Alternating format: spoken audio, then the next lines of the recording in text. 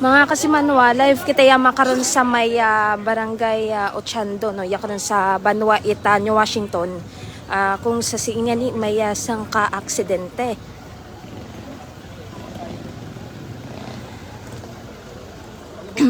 Kita naton sangka tangke tara flammable tanker do nga na aksidente nga ra.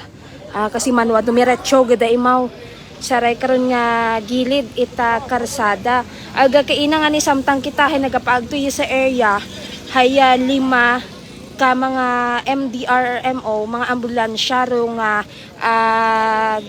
nagaagi no nga daga-daga rong mga pasyente. Dali lang maagto kita sa piyak nga area.